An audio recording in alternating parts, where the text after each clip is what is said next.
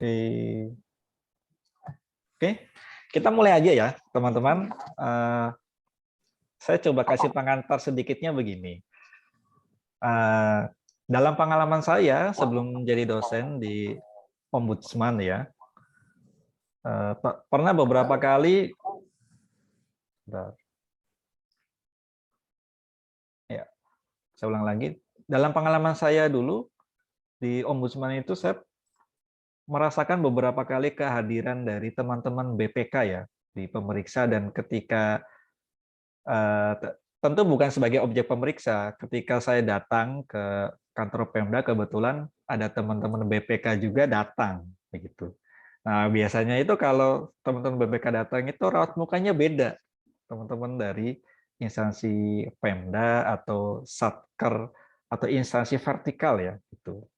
Dan sepertinya jenis pekerjaannya ini mengasihkan karena akan banyak jalan-jalan gitu ya.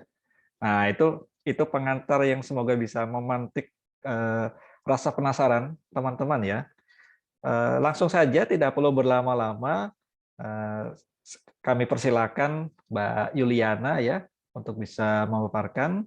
Ini mau memaparkan sendiri atau gimana? Sudah saya jadikan co-host, Mbak Yuli.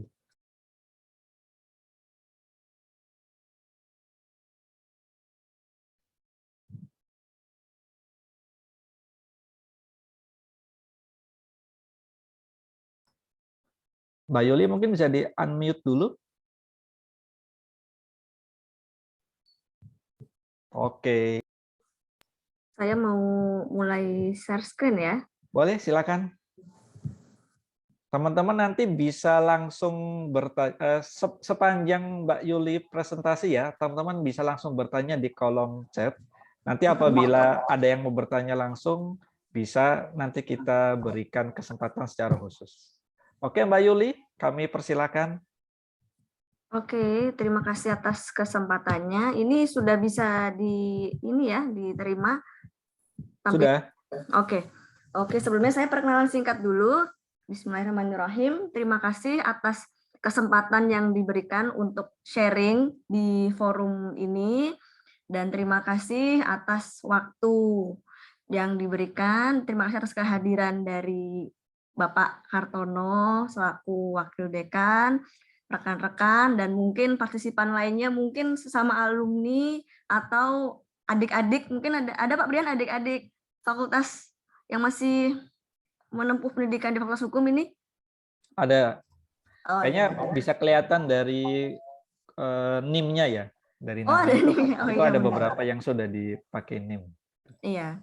Intinya saya berharap semoga kegiatan ini bermanfaat untuk kita bersama-sama, dengan tidak hanya dari saya, tapi juga mungkin justru manfaatnya banyak dari feedback dari teman-teman nanti ketika ada forum tanya jawab. Ada ya Pak Brian ya nanti ya? Oh ada, kita persilakan. Oh ya, oke. Saya sebelumnya maaf saya tidak membuat CV. Secara singkat saja tadi juga sudah diperkenalkan bahwa saya adalah mahasiswa Fakultas Hukum angkatan 2009. Dan sekarang saya bertugas di BPK RI sejak 2015. Dan saat itu saya ditempatkan di DIY BPK DIY Yogyakarta tapi lebih ke menempuh pendidikan auditornya.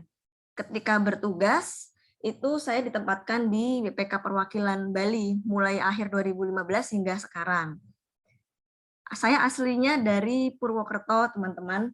Kalau rumah aslinya di Purwokerto, di daerah Kober, tidak jauh dari kampus kita tercinta. Tapi sekarang saya sedang tinggal di Denpasar sesuai dengan penugasan saya di BPK Perwakilan Provinsi Bali. Tapi sekarang saya sedang tidak di Denpasar. Saya sedang tugas lapangan di kabupaten lain, di suatu kabupaten selama sebulan ini. Jadi memang di awal tahun ini ada penugasan mandatori ya. Jadi pemeriksaannya sifatnya mandatori sehingga serentak seluruh Indonesia sedang dilakukan pemeriksaan atas laporan keuangan gitu. Oke, langsung saja mungkin sekaligus memperkenalkan BPK ya, karena memang seperti yang Pak Brian sampaikan tadi, BPK pemeriksa BPK ini memang bukan profesi hukum, yang mungkin tidak sefamiliar profesi hukum bagi teman-teman alumni maupun teman-teman mahasiswa di sini gitu ya. Jadi agenda untuk yang akan saya share hari ini tentunya adalah apa itu BPK dan seperti apa audit yang dilaksanakan oleh BPK. Terus yang kedua, aspek hukum dalam pemeriksaan atau dalam audit. Yang ketiga adalah karena ini kaitannya dengan karir, maka saya akan share hal-hal apa yang harus kita tahu jika ingin bergabung dengan Badan Pemeriksa Keuangan. Oke, pertama itu kita ketika kita ingin mengenal BPK, tentunya kita juga harus tahu kedudukan BPK dalam organisasi ketatanegaraan di negara kita ini. Kalau siapa itu BPK? Secara singkat, BPK adalah lembaga tinggi negara yang bertanggung jawab atau mempunyai tugas dan wewenang untuk memeriksa pengelolaan keuangan negara atau daerah dan tanggung jawab atas pengelolaan keuangan negara dan daerah itu. Dan di sini ada sedikit yang mau saya sampaikan terkait kedudukan BPK. Jadi masih banyak pihak yang keliru memahami kedudukan BPK, baik itu masyarakat secara umum atau bahkan auditi. Auditi adalah pihak yang diaudit oleh BPK, yaitu mungkin Pemda atau pihak lainnya. Jadi banyak yang mengira BPK itu adalah kementerian. Jadi kadang ada yang ketika BPK datang masih ada yang mengira, oh ada audit dari Kementerian Keuangan. Atau ketika bertemu PNS BPK, mereka bertanya, oh ini berarti tugasnya di Kementerian Keuangan ya, berarti PNS kementerian ya. Jadi mungkin teman-teman juga di sini sudah paham, apalagi yang ketika kita dulu sama-sama belajar hukum tata negara ya, mungkin masih ingat kedudukan BPK sebagai lembaga tinggi negara, bahwa BPK itu posisinya seperti yang saya share ini, dia tidak di atas dan juga tidak di bawah lembaga negara lainnya dan lembaga tinggi negara lainnya gitu. Ini kaitannya dengan independensi BPK karena kaitannya dengan tugas dan wewenang BPK sebagai pemeriksa yang independen, sehingga posisi kami di sini itu tidak membawahi dan tidak di bawah suatu lembaga tinggi negara. Sedangkan ketika yang disangka banyak orang tadi tentang kementerian, posisi kementerian adalah di sini sebagai yang membantu presiden, di mana itu termasuk auditi yang kita audit juga sebagai pengguna atau pengelola APBN.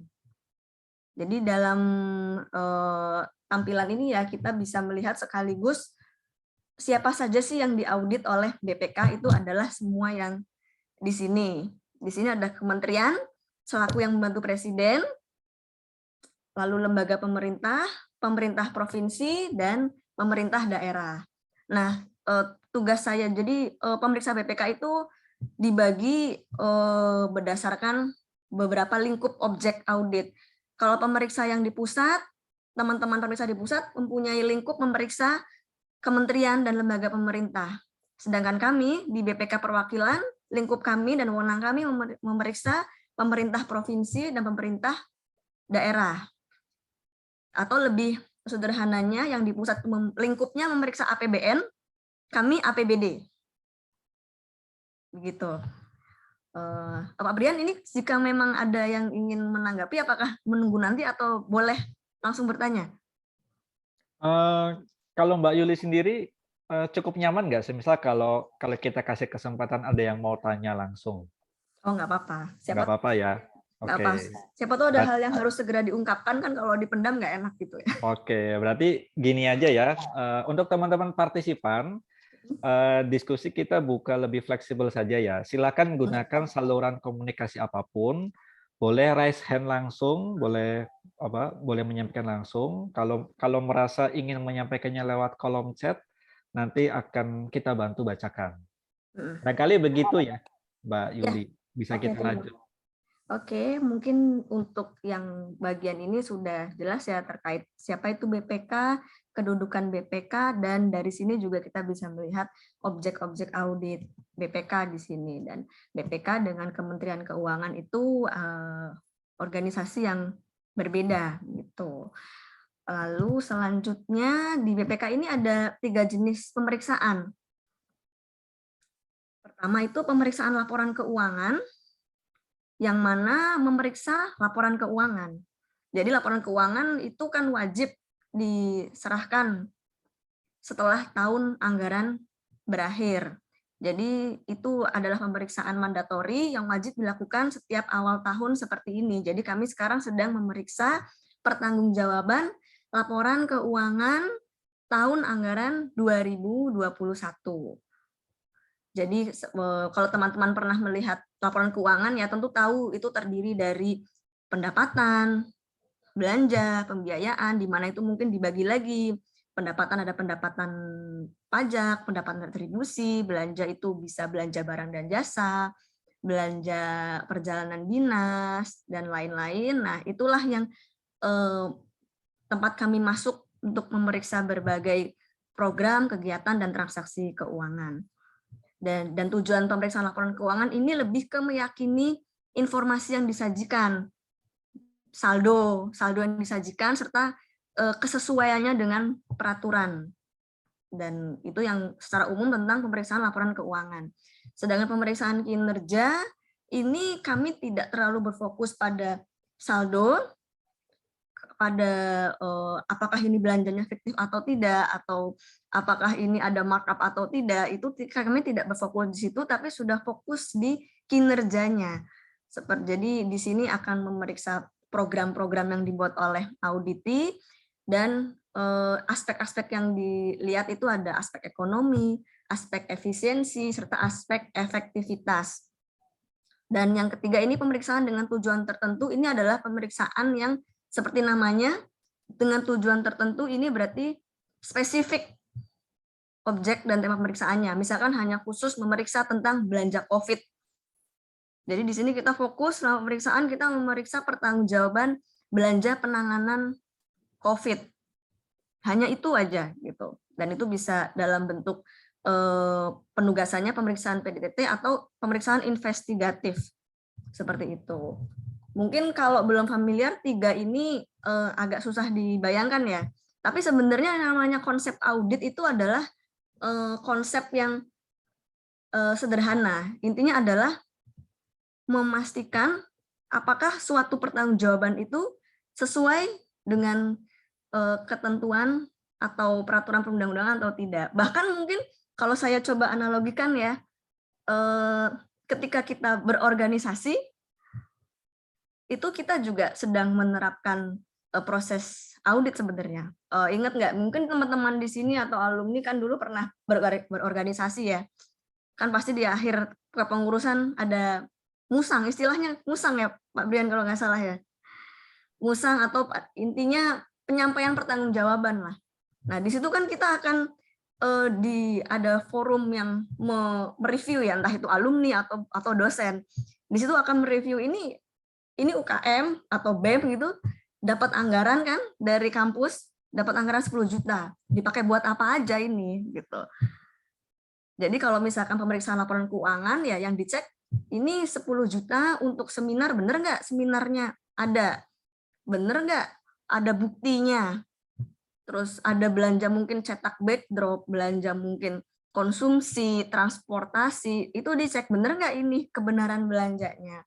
Ketika pengurus menyampaikan ini kami menggunakan 5 juta untuk seminar, 2 juta untuk publikasi, 3 juta untuk transport, itu kita akan ngecek kan apakah benar ini pertanggungjawabannya. Jadi kita akan menelusur ke penghitungannya, lalu bukti-bukti pendukung seperti itu.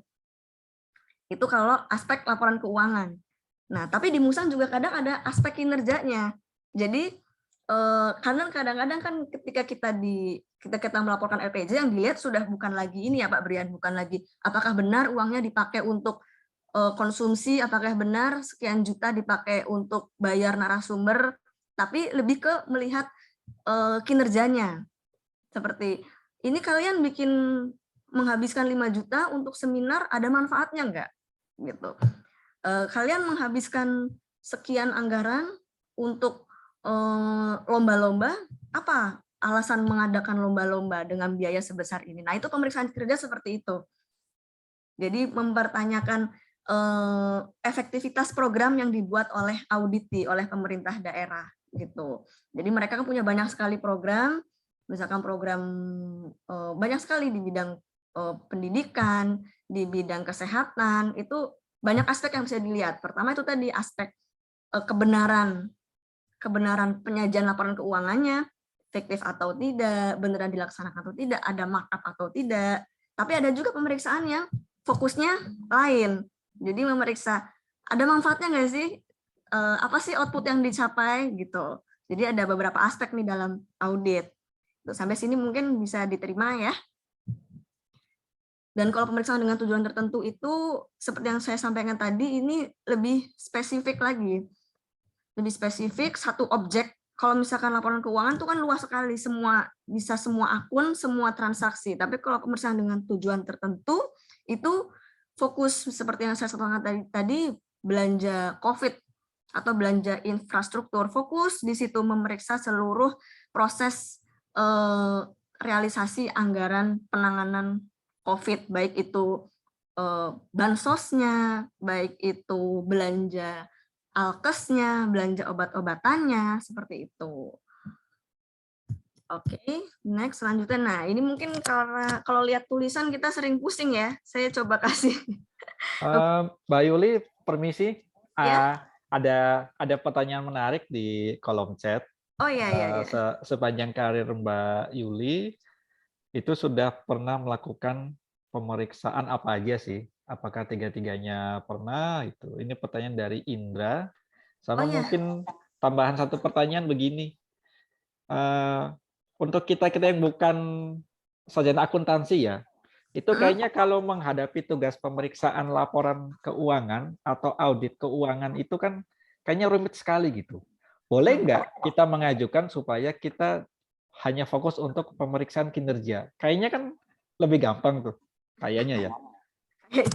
Kira-kira responnya gimana? Oke, terima kasih. Saya langsung jawab aja ya, Pak. Terima kasih atas pertanyaannya. Yang pertama, ya sepanjang penugasan saya sudah mendapat penugasan untuk ketiga-tiganya. Laporan keuangan pernah, kinerja pernah, pemeriksaan dengan tujuan tertentu juga sudah pernah. Dan langsung aja ke pertanyaan kedua itu, ya memang kita dulu ada diklatnya khusus tersendiri selama berbulan-bulan, diklat tentang akuntansi pemerintahan daerah. Yang mana itu sarjana non akuntansi juga lumayan nangis-nangis ya. Di mana Widya Iswaranya atau instrukturnya juga agak prihatin melihat muka kita, prihatin melihat muka buyung kita. Jadi memang effortnya cukup besar untuk mempelajari tentang akuntansi itu, apalagi sangat beda ya dengan metode kita dulu belajar hukum. Akuntansi itu tangannya gerak terus, melihat jurnal, melihat debit kredit segala macam tuh kita dulu asing sekali gitu. Tapi kita tidak bisa menolak penugasan. Kita tidak bisa memilih hanya jadi pemeriksa kinerja atau PDTT.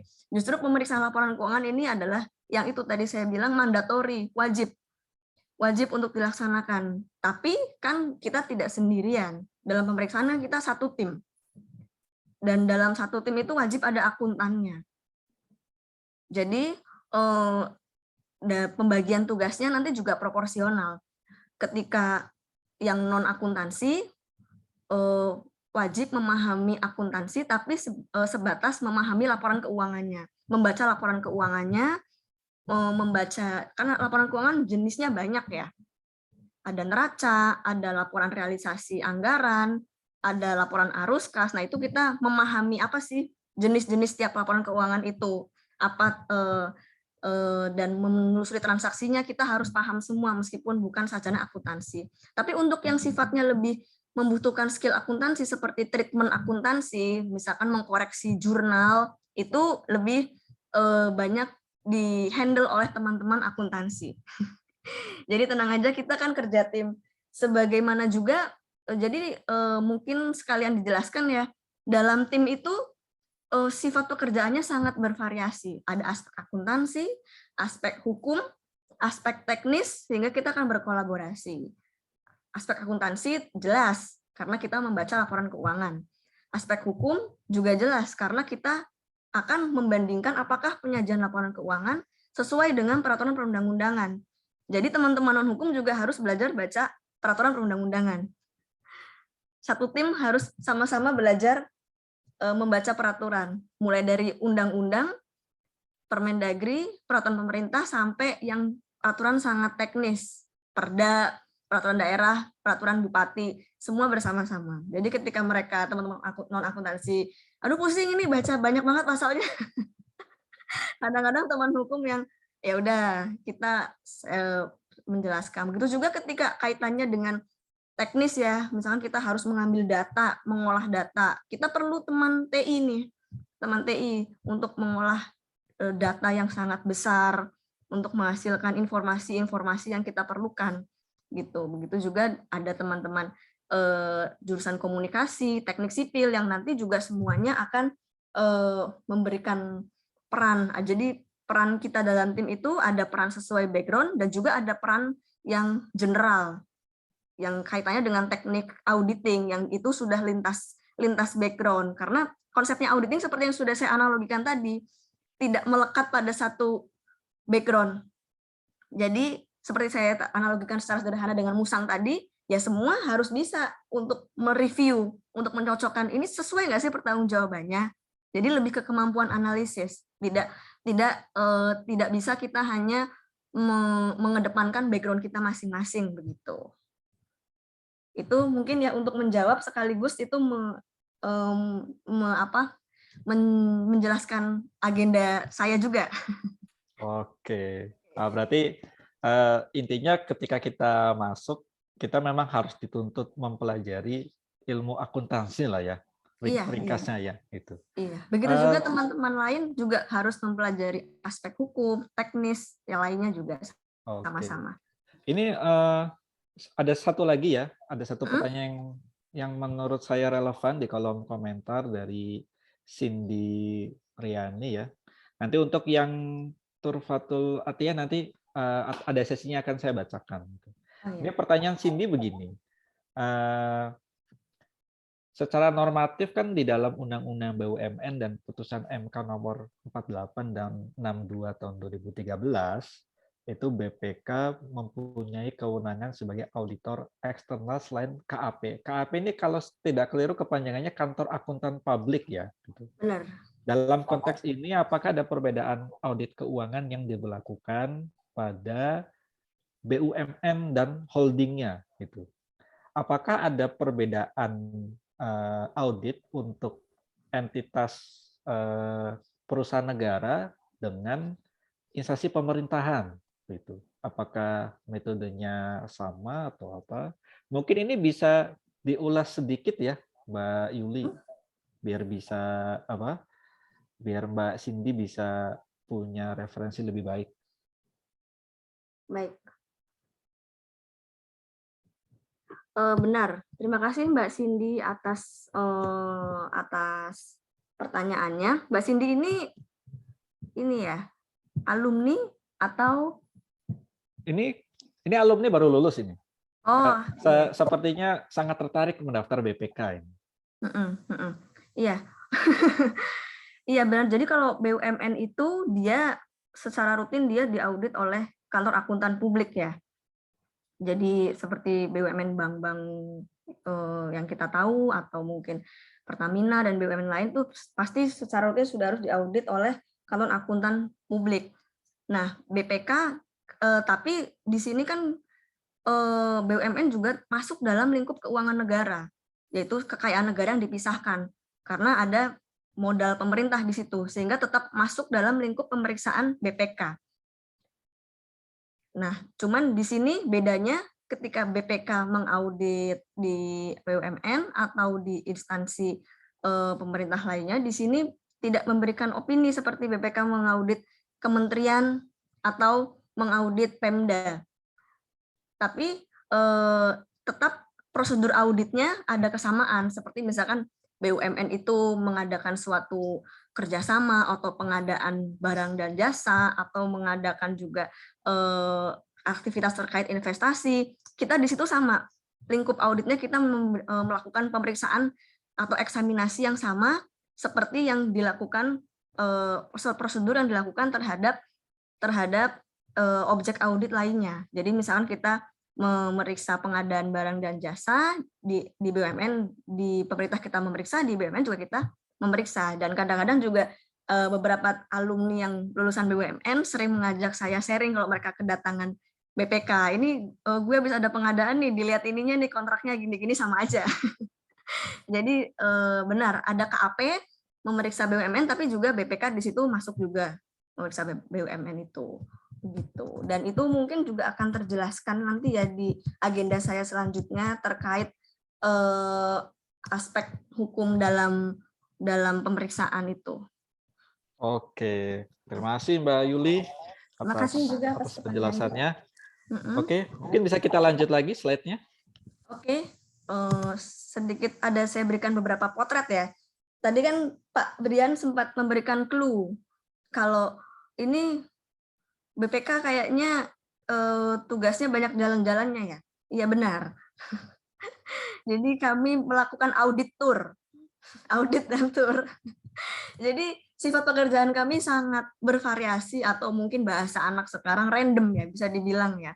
Kadang kami bisa memeriksa tumpukan dokumen seperti dalam ruangan, kadang kita bisa ada di lapangan mengkonfirmasi misalkan oleh warga yang mendapat bansos seperti ini, kadang bisa bertemu tidak hanya dengan manusia tapi juga kenapa bisa ada sapi di sini? Oh bisa juga karena misalkan ini ada realisasi penggunaan dana pertanian untuk hibah kepada petani-petani atau peternak yang laporannya adalah berupa pembelian sapi atau pengelolaan pertanian mereka gitu. Ini kita bisa turun ke lapangan untuk memastikan pertanggungjawabannya gitu. Jadi sebenarnya kalau dibilang pekerjaan audit itu tidak sulit. Karena kalau kata instruktur saya dulu, pekerjaan yang sulit itu lebih banyak, seperti mungkin di ilmuwan nuklir, semacam itu. Pasti tingkat kesulitannya banyak yang lebih sulit. Atau mungkin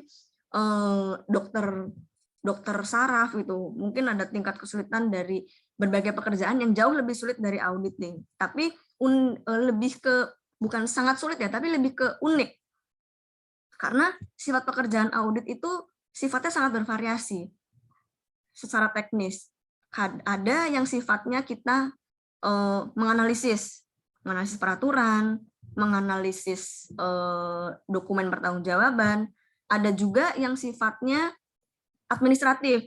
Kita merekap, mengolah data, mengkelompokkan informasi, dan ada juga yang sifatnya ini mengandalkan komunikasi, wawancara, konfirmasi gitu. Jadi kita bervariasi sekali. Kita kadang bisa duduk di depan laptop lama, kadang kita bisa berpanas-panasan di lapangan, kadang kita bisa ngobrol banyak sekali dengan berbagai pihak, mulai dari pejabat, pegawai pelaksana, sampai dengan masyarakat dan juga rekanan.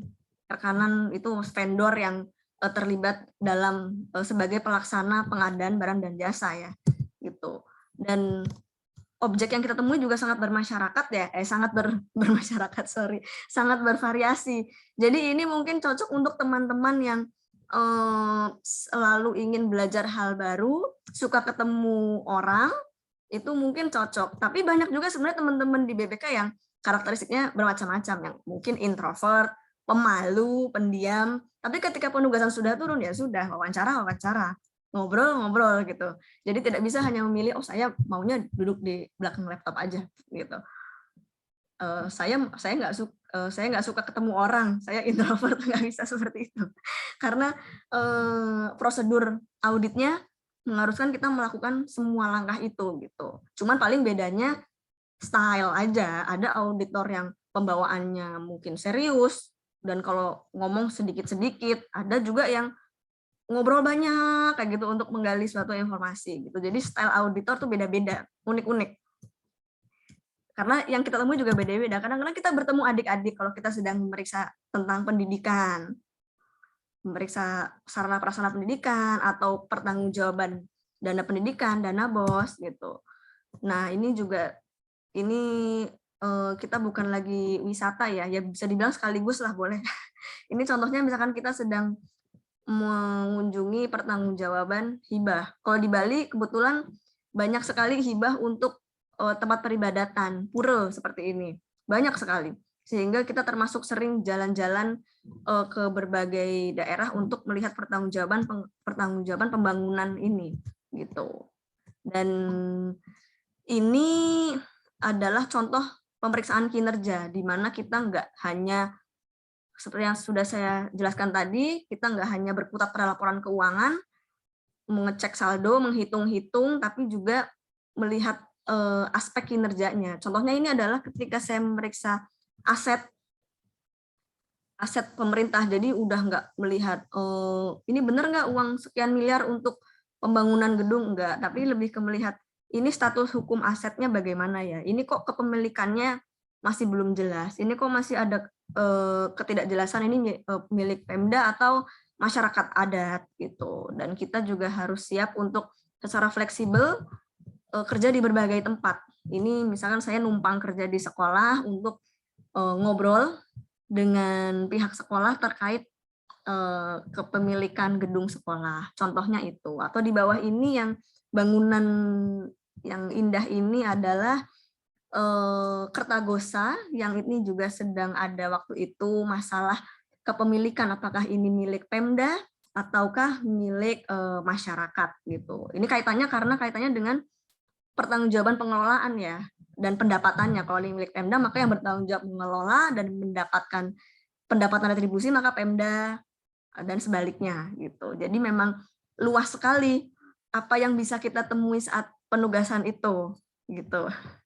Jadi mungkin audit itu bukan sulit ya, tapi agak menantang. Menantangnya kita harus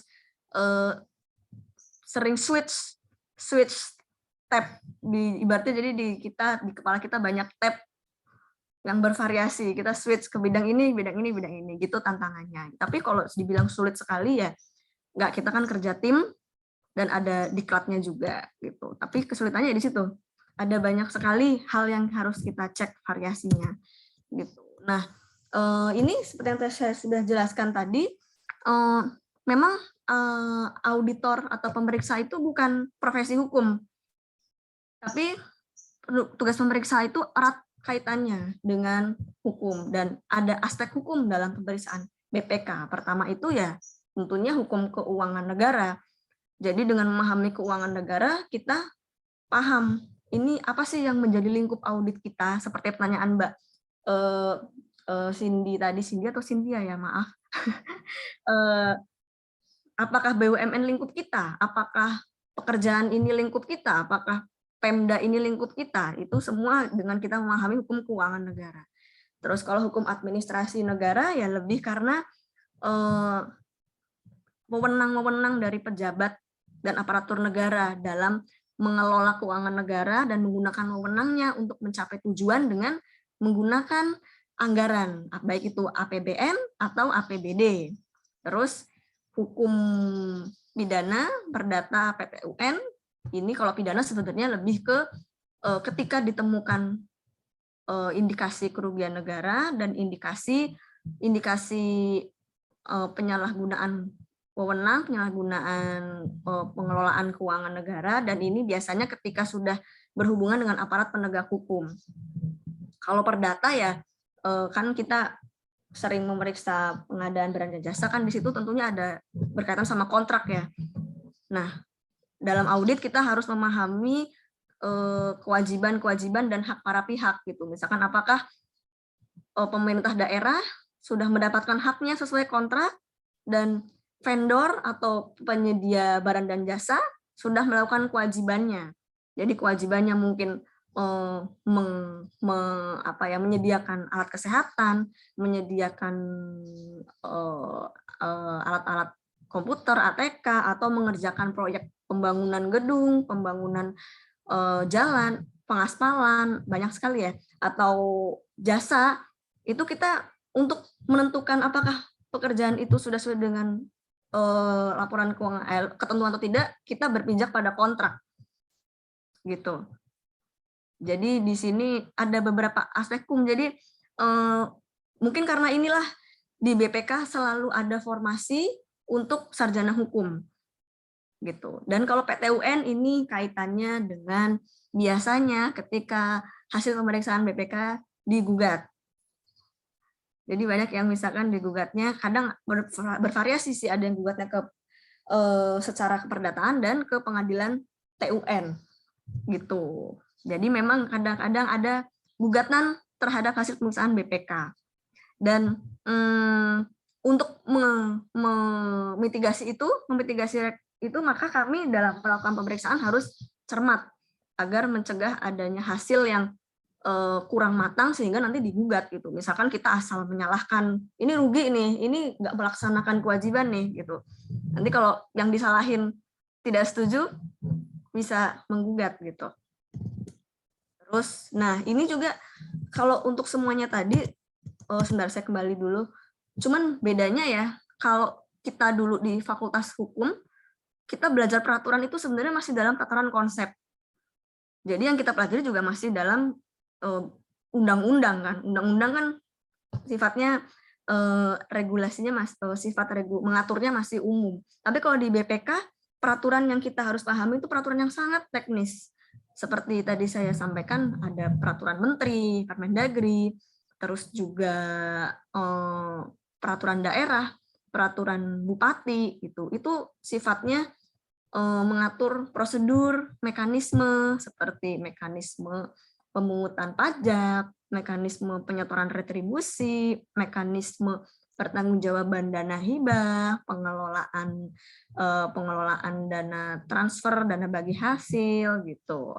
Pengelolaan mekanisme bantuan sosial itu bedanya. Jadi nah itulah yang tidak hanya harus dipahami oleh sarjana hukum, tapi teman-teman di tim baik itu akuntansi ataupun background lain juga harus memahami peraturan itu gitu. Semua dituntut untuk memahami peraturan itu.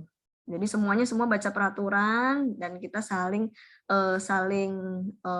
sharing dalam hal ini gitu. Tapi kadang memang ada hal yang membutuhkan pemahaman khusus dari sarjana hukum. Misalkan ini ketika terjadi kerugian negara atau kerugian daerah, nah ini butuh analisis yang lebih mendalam. Apalagi kalau sudah menyangkut PMH ya. Kita tahu sendiri ketika dulu kita belajar PMH itu 2 SKS tersendiri. Yang namanya PMH tuh sangat luas sekali dan penerapannya juga ternyata luas. Tapi di BPK juga sebenarnya ada bagian hukum tersendiri juga di luar tim pemeriksa. Jadi bukan jabatan fungsional pemeriksa, tapi ada juga jabatan fungsional analis hukum. Dan juga ada direktorat khusus pembinaan dan pengembangan hukum. Jadi di situ tugasnya lebih spesifik lagi ketika tim sudah membutuhkan konsultasi yang tidak bisa dianalisis oleh tim sendiri, ini akan disampaikan ke bagian hukum, meminta pendapat hukum, meminta legal opinion. Seperti apakah ini bisa kita katakan tidak sesuai peraturan, apakah kita bisa katakan indikasi kerugian, apakah kita bisa katakan ada kelebihan pembayaran, kita bisa katakan ada markup atau tidak, ada bagian hukumnya sendiri juga. Jadi kita sebagai sarjana hukum bisa menjadi auditor, bisa juga tidak menjadi jabatan fungsional auditor, tapi menjadi analis hukum, dibebaskan dari jabatan auditor, khusus menjadi analis hukum, untuk memberikan legal opinion, dan mungkin tidak sekedar itu, juga memberikan keterangan, sebagai pemberi keterangan ahli, ketika ada kasus korupsi, atau memberikan pendampingan ketika auditor nanti harus menjadi saksi misalnya, gitu. Atau khusus melakukan penghitungan kerugian negara, gitu ya. Nah, lalu ini ada hubungan BPK dengan APH. Tapi ini biasanya setelah audit selesai ya, dan kalau ada potensi kerugian, kekurangan penerimaan, atau indikasi tindak pidana gitu. Jadi audit itu kan general ya. Jadi kadang ada orang yang mengira ih lagi diaudit, lagi ada masalah tuh, belum tentu. Karena itu kita tuh audit sifatnya mandatori, sifatnya rutin dan wajib. Jadi ada atau nggak ada permasalahan, ya kita mengaudit, hasilnya bisa, oh program ini, transaksi ini sudah sesuai. Tapi ada juga yang ternyata ada temuan, oh transaksi ini ternyata ada kerugian, ternyata ada indikasi tindak pidana. Nah ini kita wewenang BPK sampai dengan menemukan indikasi, tapi kan BPK tidak berwenang untuk misalkan menyidik, menyelidiki, atau menetapkan tersangka. Nah itu kita limpahkan ke aparat penegak hukum. Oke, nah ini adalah 3 nilai dasar BPK dan penerapannya dalam penugasan. 3 aja nggak banyak. Integritas, independensi, dan profesionalisme.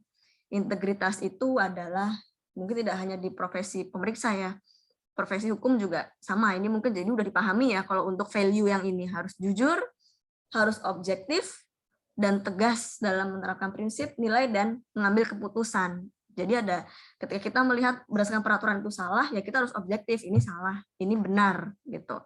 Yang kedua, independensi. Independensi itu secara kelembagaan, ya BPK tidak seperti sudah saya jelaskan di awal tadi, secara kelembagaan BPK tidak di bawah ataupun di atas lembaga negara lainnya.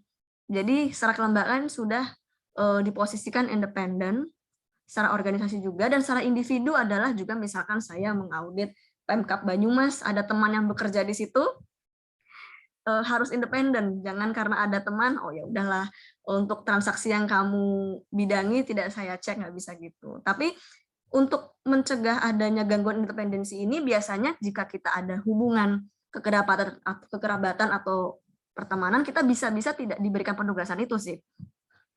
Bisa-bisa tidak di situ gitu. Kalau misalkan organisasi tahu, oh di situ ada pasangannya, ada keluarganya, yang nggak ngaudit di situ, karena pasti lebih sulit lagi kan untuk menjaga independensi ketika saya mungkin harus mengaudit sahabat sendiri atau kakak atau keluarga sendiri, sehingga itu dicegah dengan ya udah tidak di situ aja sekalian gitu. Lalu profesionalisme adalah kita dalam memeriksa dan menyimpulkan itu harus berdasarkan prosedur dan peraturan. Harus hati-hati, teliti, cermat, dan tidak hanya berdasarkan asumsi, tidak hanya melihat wah ini bangunannya aneh nih, pasti ada korupsi nih, terus langsung disimpulkan. Atau dengan mudahnya sebaliknya, ini kelihatannya baik-baik aja nih, muka auditnya sepertinya polos-polos, kayaknya nggak ada apa-apa ini. Itu nggak profesional. Jadi baik kita membuat statement ada masalah atau itu sudah sesuai aturan, itu harus berdasarkan pedoman dan harus berdasarkan profesionalisme, tidak berdasarkan asumsi atau pendapat. Karena semuanya sudah ada patokannya. Ketika kita mengatakan ada kerugian, jelas ukuran kerugian itu apa. Bukan hanya kira-kira, ini kayaknya barangnya jelek loh. Ini kayaknya mengadakan alkes, mengadakan komputer, barangnya jelek loh. Nggak bisa gitu, harus ada ukurannya. Tidak bisa asal menyalahkan. Begitu juga ketika kita mengatakan sesuatu itu sudah sesuai, tidak bisa hanya ini sudah sesuai, barangnya ada, beres semua, tidak bisa gitu. Jadi kaitannya dengan pedoman yang kita pakai itu banyak sekali, mulai dari kita ada juknis, standar, ada juknis pemeriksaan, ada standar pemeriksaan, dan juga ada peraturan perundang-undangan yang menjadi pedoman kita untuk menyatakan apakah suatu laporan pertanggungjawaban itu sudah sesuai dengan ketentuan atau tidak sesuai gitu. Nah, ini agenda terakhir ya. Ini agenda terakhir. Sebentar. Di sini jika ingin bergabung bersama BPK, here are things to consider, yaitu hal-hal inilah yang perlu diketahui dan dipertimbangkan. Ada 4 hal yang mungkin kita perlu tahu terkait tes masuknya, terus pola kerjanya, pola mutasi, dan income. Nah, kalau tes masuknya itu secara umum sama ya dengan tes masuk seleksi CPNS gitu. Ada tahapannya kan diselenggarakan oleh BKN ya, jadi tahapannya ya sama. seleksi kompetensi dasar sama seleksi kompetensi bidang. Kalau SKD itu kan untuk memenuhi kebutuhan ASN dengan kriteria dan jenis tes yang sudah dirancang oleh BKN terkait dengan kebutuhan butuh aparatur aparatur yang seperti apa sih gitu. Sedangkan kalau SKB ini yang baru dia itu disesuaikan dengan karakteristik pekerjaan instansi yang membutuhkan. Jadi SKB di Kementerian Keuangan, di BPK, di Kemenkumham bisa beda-beda. Mungkin teman-teman ada yang sudah pernah ikut ya. Kalau SKB itu kan ada tes tertulis, ada psikotes, dan psikotes itu lagi ada macam-macam lagi. Ada wawancara, mungkin ada tes gambar, tes lainnya lagi, yang mana itu untuk menilai aspek bisa kepribadian, intelijensi yang disesuaikan dengan kebutuhan organisasi. Jadi kadang ada nih yang di SKD nilainya tinggi sekali, bahkan ranking di nasional ketika mengerjakan soal-soal SKD, kan langsung keluar ya skornya ya. Tapi di SKB ternyata belum lolos. Bukan berarti tidak pintar atau tidak qualified, cuman mungkin dari recruiter itu melihat belum pas dengan bidang yang dibutuhkan. Seperti misalkan di BPK butuh auditor itu misalkan orang yang di luar aspek intelijensi ya, itu butuh orang yang mungkin mau bekerja tim, mau bekerja dalam tekanan, mau terbuka dengan belajar hal baru. Nah, kadang ada orang yang mungkin secara kompetensi intelektual dia tinggi, tapi ternyata dia tipe yang mungkin lebih cocok kerja individu. Bukan tipe orang yang cocok dengan bertemu dengan orang banyak atau berkomunikasi dengan orang banyak. Nah, ini yang mungkin akan digali di SKB, karena di SKB itu kan melibatkan beberapa pihak. Kalau di saya dulu melibatkan selain dari user juga ada ini, psikolog juga. Jadi dari proses wawancara, psikotes, menggambar akan dilihat kecocokannya gitu kan. Jadi meskipun mungkin ada juga mungkin orang yang mungkin nilai SKD-nya tidak tinggi sekali, tapi mungkin ketika seleksi kompetensi bidang, ini karakternya serta kompetensinya cocok ini untuk pekerjaan auditor gitu.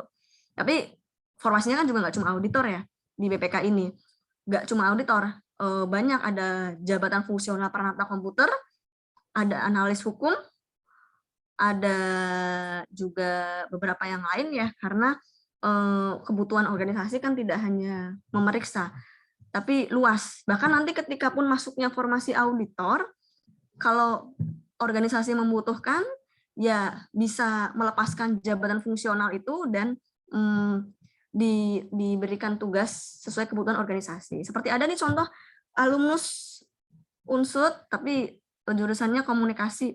Dulu masuk jabatan fungsional auditor, tapi seiring dengan waktu penugasannya banyak di bidang kehumasan, sesuai dengan skill beliau juga, background-nya juga komunikasi. Jadi sering melakukan pendampingan pimpinan-pimpinan BPK ke luar negeri, bertemu dengan BPK negara lain. Jadi setiap negara juga punya BPK, juga punya auditor. Itu juga bisa. Jadi nanti ketika masuk BPK, karena BPK organisasi yang besar dengan berbagai bidang, maka bisa juga tidak hanya sebagai pemeriksa gitu. Bisa juga kita sarjana hukum jadi pemeriksa, bisa juga nanti jadi analis hukum. Jadi nggak meriksa nih, nggak ngaudit, tapi membantu teman-teman auditor dengan memberikan legal opinion, atau membantu teman-teman auditor ketika mereka butuh pendampingan hukum di persidangan, atau membantu ketika ada yang perlu BPK perlu memberikan keterangan ahli seperti itu. Terus itu seputar tes masuknya ya. Lalu untuk pola kerjanya, jadi tadi tes masuknya itu sebenarnya ya mungkin nggak cuma di BPK ya, ada banyak aspek, bisa karena cocok-cocokan, tidak hanya soal kompetensi ya, banyak yang kompeten, pintar, tapi mungkin kecocokannya tidak untuk menjadi auditor gitu. Jadi kalau mau jadi auditor ya seperti tadi itu, nanti akan saya share lagi mungkin kualifikasi yang lebih spesifik. Terus pola kerja tadi sudah saya jelaskan di depan ya. Pola kerjanya itu bervariasi tadi. Kita banyak kerja lapangan, banyak kerja analis, jadi analis juga, terus juga yang jelas bisa sebentar. Ini ada, dan memang harus diakui di BPK itu kita harus mengalokasikan banyak waktu ketika penugasan. Jadi ketika audit seperti ini, kita bekerja bisa setiap hari Sabtu Minggu. Sabtu Minggu kita mengganggu Pemda. Setiap hari kita mengganggu auditi selama tapi nggak sepanjang tahun. Hanya sepanjang audit. Jadi setahun itu audit bisa 2 atau 3 kali. Seperti audit laporan keuangan ini sekitar 2 atau 3 bulan. Ini seperti saya sekarang selama 2 atau 3 bulan banyak mencurahkan waktu untuk mengaudit laporan keuangan. Jadi ini Sabtu Minggu bisa masuk. Tapi kalau sudah selesai audit, tenang, itu kita bisa lebih slow.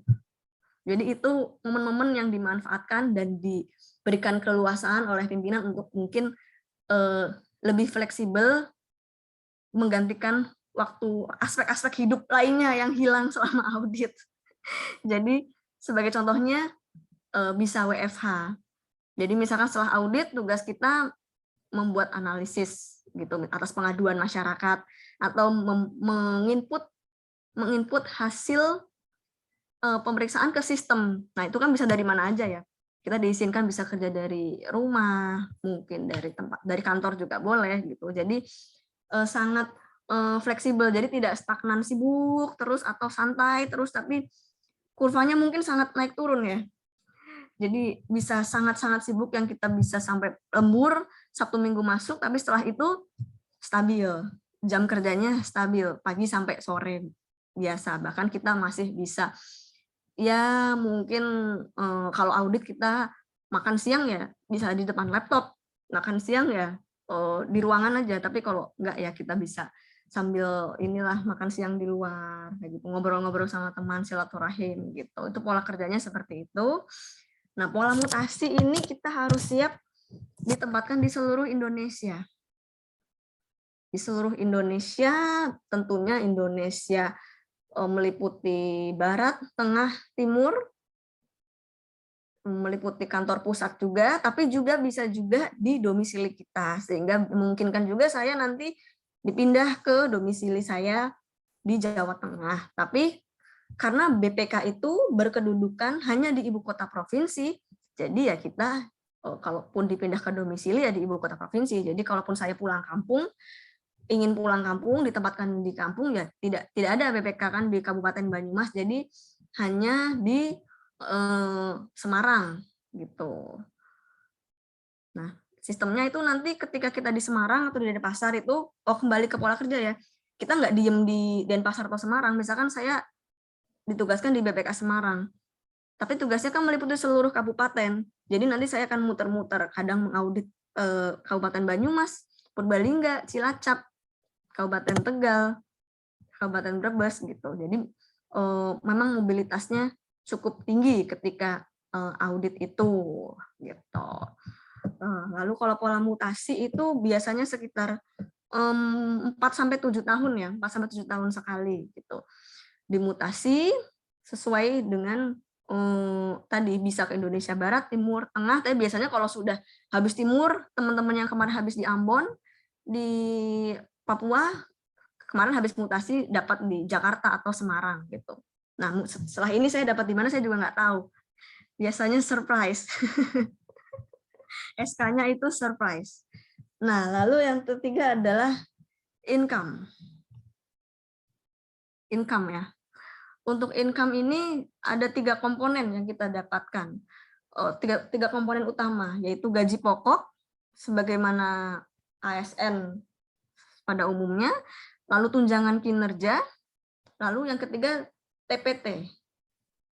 TPT itu tunjangan seperti tunjangan apa namanya ya, tunjangan yang melekat pada suatu jabatan. Jadi kalau auditor ya ada TPT-nya, ada tunjangan khusus auditor, dan atau analis ya ada tunjangannya khusus, peneliti juga ada nanti tunjangannya khusus gitu. Yang mana gabungan dari 3 itu ya relatif cukup atau bahkan lebih ya untuk yang jelas untuk biaya hidup biaya hidup yang pokok, yang primer, ditambah untuk mobilitas ketika kita mungkin harus pulang kampung, kita dari Kalimantan pulang kampung ke Jawa, membutuhkan sekian juta. Nah, dengan income itu bisa saya katakan cukuplah untuk itu. Dan ada juga nanti selain 3 itu ada seperti perjalanan dinas ya, seperti ASN lainnya, atau honor, tapi sifatnya tidak rutin. Seperti 3 tadi itu gitu. Jadi organisasi berusaha memberikan kompensasi yang diharapkan sebanding dengan beban kerjanya tadi gitu. Apakah benar-benar sebanding atau tidak ya? Mari bergabung untuk bisa merasakan sendiri. Dan tiap orang penerimaannya apa namanya ya, beda-beda ya. Ada yang dengan segitu tuh memang sudah menerima, maksudnya oke ini sebanding sekali dengan beban kerja saya, tapi ada juga yang memang menyimpulkan wah enggak, ini meskipun 2 digit pun karena gue harus jauh dari keluarga ini enggak sebanding, tetap lebih baik UMR tapi sama keluarga. Itu kembali ke persepsi masing-masing ya. Jadi ukurannya menjadi sangat relatif ini. Kalau ukurannya adalah untuk biaya hidup, mobilitas, atau mungkin bisa ditambah rekreasi, saya katakan di sini cukup. Tapi apakah sebanding atau tidak dengan beban kerjanya, dengan harus meninggalkan keluarga, dengan harus bekerja kadang di remote area, ya itu beda-beda. Ada yang merasa itu sebanding, ada yang enggak, ini enggak sebanding ini. Lebih baik gue deket-deket keluarga daripada dapat uang gaji besar tapi jauh gitu. Itu kembali ke pilihan kita masing-masing sih. Itu yang harus dipertimbangkan sebelum nanti mendaftar di BPK ya. Terus ini untuk lebih jelasnya lagi, nah ini yang kualifikasi yang lebih spesifiknya lagi. Kalau kita mau jadi auditor, pertama jelas ya mampu menjaga independensi dan integritas dalam tugas pemeriksaan.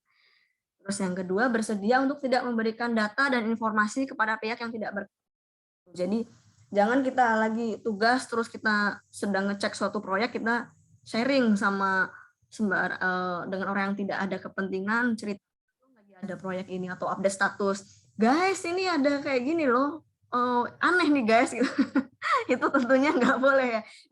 Guys, gue lagi ada di proyek jembatan guys. Aneh nih guys, kayaknya ada korupsi guys. Tidak boleh begitu. Guys, ini ada pengadaan hand sanitizer guys, mahal banget guys, atau murah banget guys, kayak Indra Kents gitu. Nggak boleh seperti itu. Kita harus menjaga kerahasiaan, kecuali kalau sudah jadi laporan. Itu terbuka untuk publik. Itu masyarakat berhak mengetahui ya, sebagai stakeholder juga kan masyarakat itu, rakyat, kita semua sebagai stakeholder atas hasil audit. Nah yang ketiga ini, bersedia meninggalkan domisili untuk jangka waktu tertentu dalam rangka pelaksanaan tugas pemeriksaan. Ini yang memang agak berat bagi semuanya tentu ya. Kita harus meninggalkan keluarga, meninggalkan kampung halaman kita tercinta gitu. Sebagaimana saya juga, saya sering kangen Purwokerto, kangen keluarga tentunya ya. Terus D, mampu bekerja di luar gedung saat melakukan cek visit gitu. Jadi harus mau panas-panasan. Kadang ada teman-teman yang mereka mengecek proyek aspal, mereka berjalan sampai bisa puluhan kilometer untuk mengecek kesesuaian hasil pekerjaannya. Biasanya itu teman-teman teknik sipil ya. Tapi teman-teman non teknik sipil juga kadang-kadang mendampingi gitu. Terus atau seperti tadi ngobrol dengan masyarakat penerima bansos misalkan, masyarakat penerima bantuan, penerima hibah gitu. Terus memiliki fleksibilitas yang tinggi untuk beradaptasi dengan adanya perubahan-perubahan karena pelaksanaan tugas pemeriksaan dapat berpindah dari satu lokasi ke lokasi yang lain. Itu mirip ya dengan yang D. Jadi kadang kita ini kayak burung, jam segini kita ada di rumah sakit ngobrol dengan pengelola rumah sakit terkait mungkin tadi penanganan COVID. Nantinya kita udah dengan petani mungkin. Nantinya lagi kita sudah dengan rekanan ngobrol tentang tentang jasa yang mereka berikan atau barang yang mereka berikan gitu. Terus yang F ini juga nih. Tapi ini kayaknya umum ya. Kalau lembur, weekend kerja kayaknya ya nggak cuma pemeriksa lah. Pasti banyak juga pekerjaan lain yang membutuhkan jam kerja banyak, yang lembur-lembur pasti banyak, Pak Brian, teman-teman dosen, teman-teman hakim, profesi hukum lainnya, lawyer, tentu ini bukan hal yang khas auditor, ini secara umum lah kalau yang namanya bersedia kerja di hari libur gitu. Tapi kompensasinya itu kalau audit sudah selesai, ya waktu kerjanya lebih fleksibel gitu. Terus yang G juga ya secara umum ya, mampu bekerja di bawah tekanan, itu secara umum pasti semua pekerjaan begitu. Nah yang H ini cukup khas juga auditor, mampu melakukan perjalanan fisik di dalam negeri maupun ke luar negeri melalui darat, laut, udara. Darat, kalau di Bali ini masih darat ya, darat dan laut, karena ada kecamatan yang ada di pulau lain. Jadi kecamatan itu berupa pulau kecil, di Nusa Penida itu. Nusa Penida itu. Jadi kadang kita menuju suatu lokasi kita naik boat gitu. Tapi dekat lah, paling setengah jam. Nah, tapi kalau teman-teman yang di Kalimantan itu mereka harus lebih mengarungi sungai lebih lama lagi. Sungai, rawa-rawa, atau kadang ada juga yang misalkan di Maluku Utara perlu kadang mungkin helikopter. Yang mana tempat mendaratnya pun beresiko ya. Bahkan kadang dulu ada teman yang bercanda, itu bukan mendarat, itu hinggap aja. Karena tempat landasannya kecil, jadi hanya hinggap turun, helikopternya pergi lagi. Jadi itu yang H itu yang kita identik dengan traveling gitu. Jadi ya ini hal-hal yang mungkin perlu dipertimbangkan kalau ingin menjadi seorang pemeriksa BPK. Sekaligus ini penutup dari pemaparan saya yang jika kurang jelas bisa untuk mungkin dipertanyakan di sesi tanya jawab yang kalau saya bisa jawab saya akan jawab, kalau tidak mungkin saya akan phone a friend mohon bantuan teman-teman untuk jawab, atau di audiens teman lain bantu jawab, atau saya googling dulu kali nanti ya. Silakan, terima kasih banyak atas waktunya. Mohon maaf jika ada penyampaian yang kurang, baik materi maupun cara penyampaiannya. Oke, Assalamualaikum warahmatullahi wabarakatuh. Oke, terima kasih sekali kepada Mbak Yuli yang sudah memaparkan ya. Saya yakin ini belum A sampai Z ya, karena untuk sampai A sampai Z itu kan masih banyak yang harus diobrolkan, momen-momennya kita harus perbanyak gitu. Tapi semoga ini bisa memberikan referensi awal yang bisa menggugah teman-teman untuk mencari tahu bahwa ada loh jenis pekerjaan bagi seorang sarjana hukum yang seperti ini gitu. Mbak Yuli bisa stop share screen dulu nggak biar kita lebih enak. Oke ya. Di sini ada beberapa pertanyaan di kolom komentar ya. Yang pertama dari Turfatul Atiyah ya. Untuk informasi ada peluang untuk bekerja di BPK, apakah informasinya disediakan oleh kampus ya? Kemudian apakah setelah lulus sebelum di BPK, Mbak Yuli pernah bekerja di mana sebelumnya? Ya ini apa? Ini masih relatif private ya, gitu. Jadi lebih ke pengalaman Mbak Yuli saja. gitu. Kemudian ini ada tambahan penjelasan dari Mas Indra ya. Ini kayaknya temannya Mbak Yuli bukan ini Mas Indra ini. Di sini ada penjelasannya, izin menambahkan kalau BPK di BUMN hanya melakukan pemeriksaan atas kinerja dan pemeriksaan dengan tujuan tertentu. Untuk pemeriksaan atas laporan keuangan menjadi ranahnya kantor akuntan publik yang telah ditunjuk dan melalui proses verifikasi dari DPR dan Menteri Keuangan. Terus itu tidak perlu direspon lagi ya, karena ini tambahan penjelasan. Ini kemudian pertanyaan kedua dari Niki, apakah selama pemeriksaan Mbak Yuli pernah mengalami kendala? Kendalanya apa saja nih yang pernah dihadapi Mbak Yuli dan bagaimana cara menyikapinya? Mungkin dua itu dulu yang bisa direspon. Iya, oke. Pertama dari Mbak Turfatul dulu ya. Iya. Kalau informasi bekerja di BPK itu bersamaan biasanya dengan informasi seleksi CPNS secara serempak oleh BKN. Gitu. Jadi BPK menjadi salah satu instansi yang membuka lowongan. Jadi update ini aja, update info-info dari BKN aja, atau follow ini Instagram atau sosial media BPK atau apapun yang Mbak Turfatul ingin Mbak Turfatul minati gitu. Nah, kalau informasinya disediakan di kampus atau enggak, ada enggak Pak Brian di kampus? Jadi begini sih, untuk seleksi masuk ini semuanya diserahkan ke BKN ya gitu.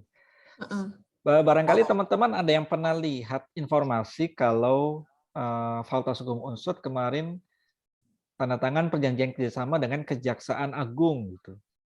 Pasti kan terbesit pertanyaan sederhana ya. Apakah dengan ditandatangani perjanjian Fakultas Hukum Unsur punya kuota khusus di dalam seleksi CPNS Kejaksaan? Jawabannya tidak ya. Semua tes CPNS atau CASN itu selalu melalui tahapan seleksi kompetensi dasar yang semuanya itu soalnya adanya di BKN. Jadi kita tidak bisa mengintervensi itu. SKB pun sebenarnya nggak bisa diintervensi, cuma kebetulan instansinya turut menentukan substansi tesnya apa itu. Jadi pada prinsipnya ya kita cuma end user aja ya teman-teman ya. Gitu. Jalurnya silakan dicek saja. Khusus BPK setahu saya ada akun Twitter CPNS BPK ya. Ada akun Twitternya tuh. Nah teman-teman pantau saja terus ya itu. Karena apa yang diposting di Twitter tersebut itu harusnya sama dengan apa yang diposting oleh BKN. Jadi kalau BKN posting tahun ini ada rekrutmen CPNS ya, mesti CPNS BPK juga upload hal yang sama. Saya kira itu. Iya, jadi biasanya tuh bulan apa ya? Agustus kali ya? Juli atau Agustus itu sudah mulai sounding. Jadi mungkin bisa persiapan dari sekarang kalau mau daftar ya. Dan setahu saya sih masih membuka formasi karena memang kebutuhan auditor makin banyak ini malahan. Kalau perencanaannya ada, mudah-mudahan nanti tetap buka formasi lagi. Dan biasanya itu hukum selalu ada formasi dan jurusan lainnya mungkin bisa diinformasikan ke teman-teman di luar fakultas hukum ya. Bahkan ada sastra Arab sama sastra Prancis juga kemarin itu. Untuk mendukung komunikasi BPK dengan negara BPK Arab dan BPK Prancis dan lainnya. Ya, jadi luas sekali pokoknya di BPK itu, berwarna-warni sekali. Silakan gitu. Sampai pertanyaan kedua ya tadi yang pertanyaan Mas Indra. Sorry, Mas Indra tadi yang menambahkan ya. Oh iya, makasih. Iya. Jadi memang tadi saya baru menyampaikan BPK itu tidak melakukan periksaan yang tidak memberikan opini gitu, maksudnya seperti yang lain. Artinya hanya melakukan periksaan kinerja dan DTT gitu. Terima kasih. Pertanyaan selanjutnya apa tadi ya? Oh ini Mas Niki. Halo Mas Niki. Apakah selama pemeriksaan pernah mengalami kendala? Kendala apa saja yang pernah Mbak Yuli hadapi dan bagaimana cara menyikapinya? Oke, mungkin bisa saya perkenalkan juga Mas Niki ini. Beliau juga auditor. tapi di KAP ini. Halo Mas Niki.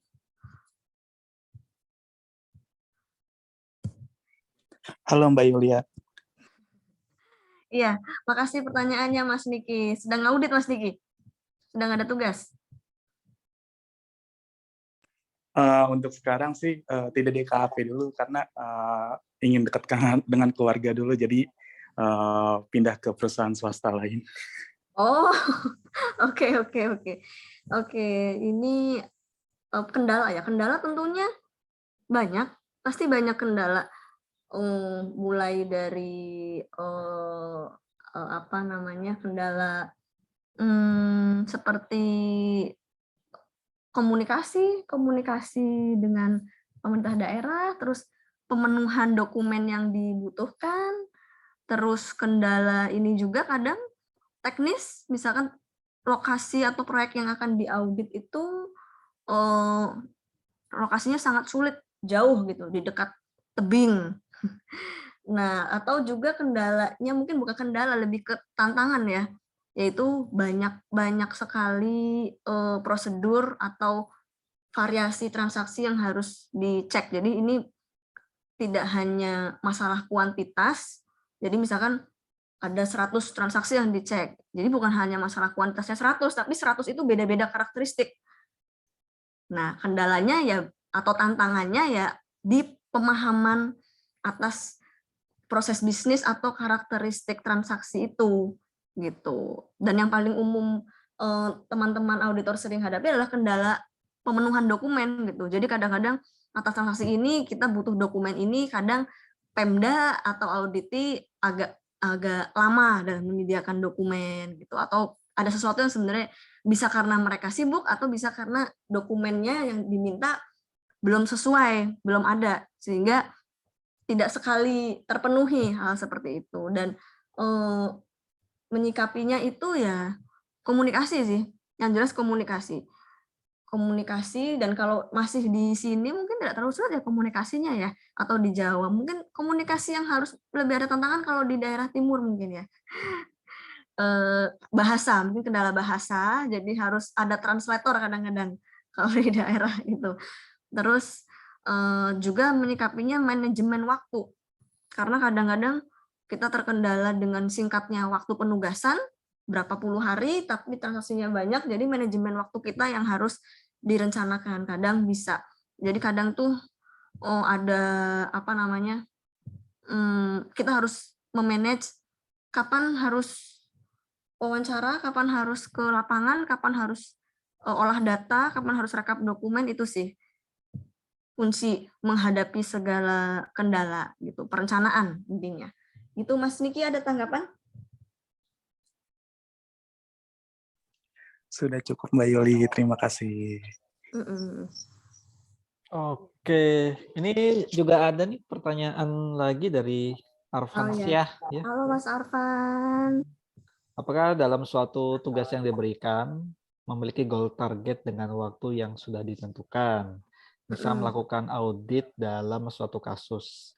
Jika iya, apa yang harus dilakukan jika dalam proses tersebut mengalami kendala atau diperkirakan akan memakan waktu lebih dari durasi yang sudah ditentukan? Ya. Oh ya, makasih Mas Arfan. Tentunya ada goal atau tujuan ya. Kita di sini ada namanya tujuan pemeriksaan, disesuaikan dengan jenis-jenis pemeriksaannya. Misalkan laporan keuangan, goalnya adalah memeriksa kewajaran penyajian laporan keuangan yang outputnya opini. Jadi goal kita adalah menghasilkan opini, seperti yang kita tahu ada opini WTP, wajar tanpa pengecualian, opini wajar dengan pengecualian, tidak wajar, terus tidak memberikan opini atau disclaimer. Nah, itu goals-nya sebetulnya. Dan goals-nya itu ya dicapai dengan cara melakukan prosedur pemeriksaan, meyakini untuk mencapai goals memberikan opini, kita harus meyakini apakah semua transaksi ini sudah disajikan sesuai dengan ketentuan, sehingga kita bisa menyimpulkan, oh ini wajar tanpa pengecualian, oh ini wajar dengan pengecualian. Nah, itu goals-nya. Atau goals lain kalau bukan di pemeriksaan laporan keuangan adalah untuk mengambil kesimpulan. Misalkan itu tadi kesimpulan ketika kita penugasannya mengkhusus pemeriksaan atas pertanggungjawaban belanja penanganan COVID. Kita harus menyimpulkan apakah itu sudah sesuai atau tidak gitu.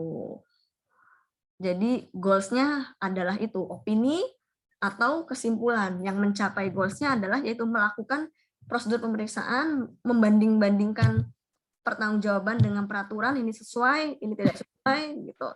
Terus kendalanya tadi mungkin berkaitan ya dengan yang pertanyaan Mas Niki tadi, kendalanya waktu itu biasanya sering, dan kalau masalah durasi itu kita di awal berpegang pada perencanaan.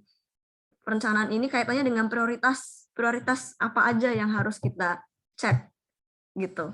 Jadi dari misal itu kaitannya sama apakah sesuatu itu akan diperiksa secara menyeluruh atau populasi atau secara sampel. Jadi misalkan kita memeriksa tadi penanganan COVID, perencanaannya harus matang. Alokasi waktu untuk memeriksa bansos, untuk memeriksa belanja alkesnya atau memeriksa belanja stimulus ekonominya itu harus direncanakan gitu, sehingga nggak sampai apa yang harus diperiksa belum kepegang melebihi durasi yang sudah ditentukan gitu. Gitu Mas Arfan, mungkin ada tanggapan? Oke. Silakan Mas Arfan atau teman-teman yang lain apabila mau menggunakan kesempatan bertanya secara langsung ya. Iya, atau mungkin tidak melalui chat tapi langsung.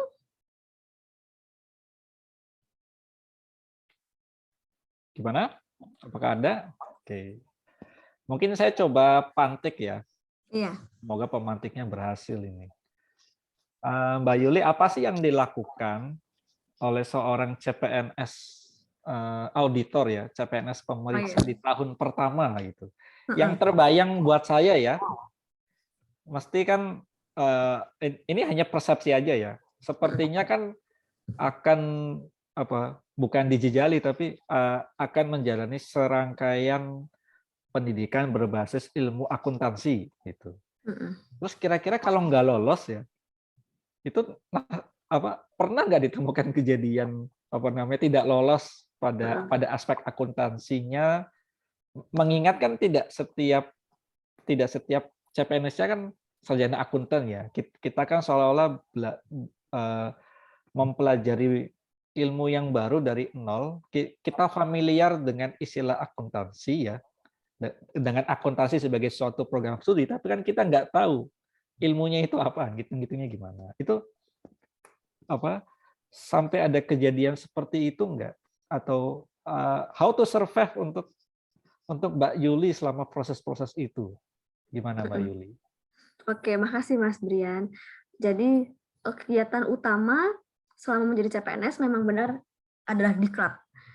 Serangkaian diklat dan mungkin istilahnya aktualisasi ya. Jadi penerapan ilmu yang sudah didapat dari diklat.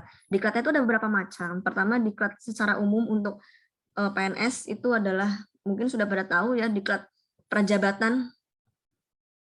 Diklat prajabatan itu adalah tentang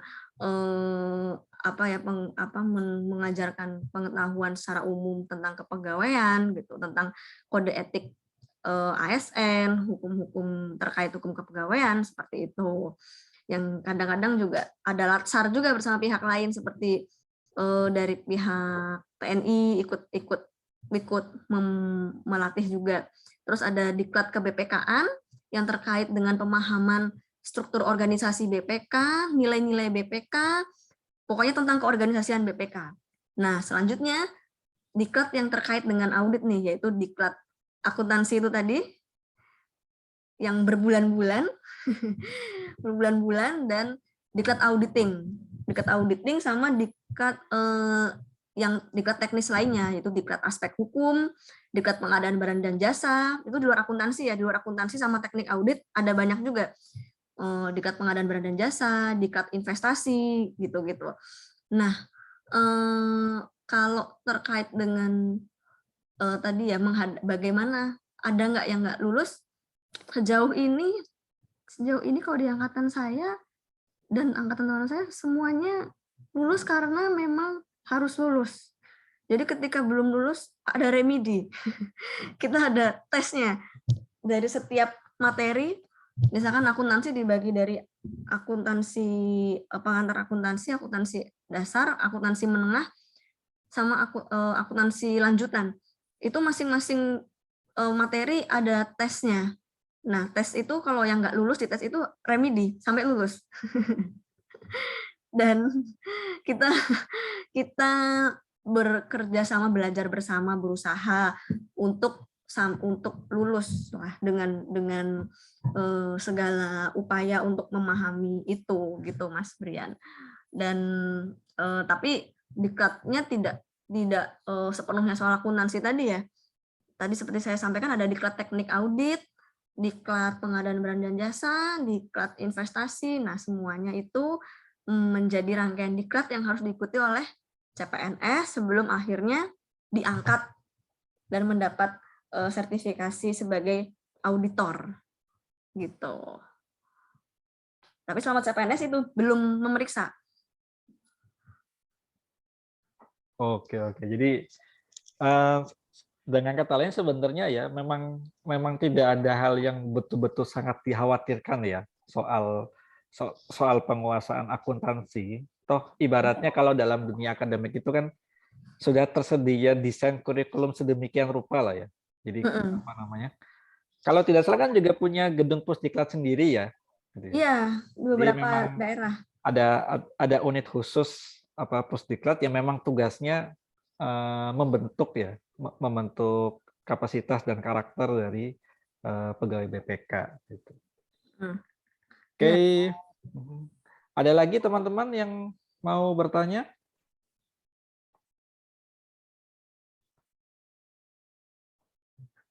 Belum ada ini. Mana Pak Hakim? Oh iya Mbak Yuli, Ya? kan teman-teman di BPK ini kan memberikan opini ya. Iya. Wajar tanpa pengecualian dan sebagainya itu. Teman-teman yang di BPK itu selain berkewajiban untuk membuat opini, dikenai juga kewajiban seperti ini enggak? Semisal dalam satu provinsi ada 25 kabupaten kota dan cuma sedikit yang dapat WTP. Itu teman-teman juga dikenai kewajiban untuk membuat ini enggak kayak semacam pendampingan, sosialisasi yang pokoknya outputnya itu bukan berarti hasil pemeriksaan yang direkayasa bukan, tapi turut menjadi beban BPK enggak ketika semuanya sebaiknya WTP gitu. Iya. Ini pertanyaannya menarik sekali Pak Brian. Kalau menjadi beban secara tanggung jawab dan wewenang BPK, tidak. Tapi karena untuk mewujudkan laporan keuangan yang wajar, yang sesuai ketentuan, yang berkualitas, itu sebenarnya audit itu sudah ada pendampingan. Mereka kan punya internal. Ada APIP, auditor pemeriksa internal pemerintah, yaitu bisa dari inspektorat atau BPKP. Nah, disitulah jika pemerintah daerah itu belum bisa mencapai opini WTP atau mungkin WDP, mereka bisa mendapatkan pendampingan atau review dari APIP itu. Jadi yang mempunyai wewenang dan tanggung jawab memberikan pendampingan, konsultasi, itu APIP itu sebenarnya. Apalagi inspektorat kan bagian dari pemerintah daerah dan mereka juga rutin melakukan audit. Cuman lingkupnya mereka audit ke dinas-dinas, ke kecamatan-kecamatan seperti itu.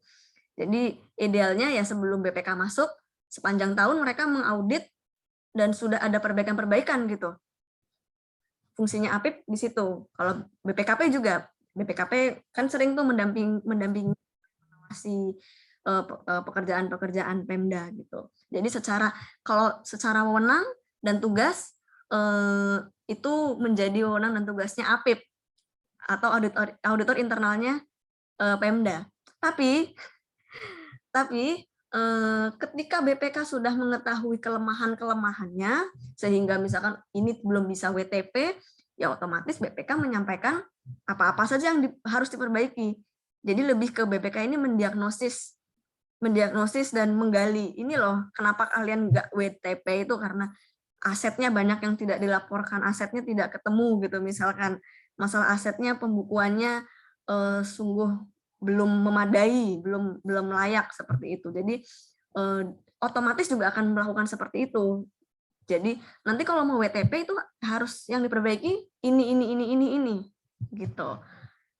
Jadi pada prakteknya kita akan mendorong dengan cara yaitu mendiagnosis, menggali dan menunjukkan dan memberikan rekomendasi. Kan salah satu output di LHP kan rekomendasi nih. Misalkan menelusuri aset atau mengembalikan kerugian daerah atau membuat suatu SOP. Nah, itu rekomendasi BPK yang arahnya agar masalah-masalah yang bikin nggak WTP itu selesai. Gitu. Sehingga besoknya di tahun berikutnya mereka bisa WTP karena udah dikasih tahu kalian penyebab nggak WTP adalah ini secara spesifik gitu. Jadi yang diperbaiki ini. Jadi kalau tahun depan bisa memperbaiki dengan pendampingan auditor internal itu, ya diharapkan sudah ada diagnosis, sudah ada permasalahan yang disampaikan, udah ada temuan. Jadi dari situlah mereka harus berangkat memperbaiki opini itu, gitu. Cukup jelas nggak, Pak Brian? Oke, kayaknya cukup jelas ya. Artinya sebenarnya tetap ada kewajiban, tapi kayaknya berbentuk moral aja ya, dengan cara memberikan informasi kelemahan sistem pelaporannya apa mungkin ya gitu. Nah, Ya, dan tapi itu kan memang kewajiban, memang melekat di tupoksinya kami sebagai pemberi rekomendasi gitu. Jadi rekomendasi itulah di LHP yang nanti dijadikan mereka sebagai perbaikan. Karena kalau rekomendasi kan sifatnya sudah sangat spesifik buat pertemuan kan. Jadi misalkan temuan belanja, temuan pendapatan, itu rekomendasi sudah sangat spesifik gitu. Nah, terus kira-kira yang di awal disinggung ya, ketika hasil pekerjaan Mbak Yulia dan tim gitu, dengan serangkaian prosedur yang sudah baku di BPK, ternyata merekanya keberatan gitu. Itu tadi kan di awal saya dengar ada potensi digugat juga gitu ya. Itu sebenarnya katakanlah kalau sampai betul menggugat ya, berarti kan penggugatnya adalah instansi terperiksanya kan. Gitu.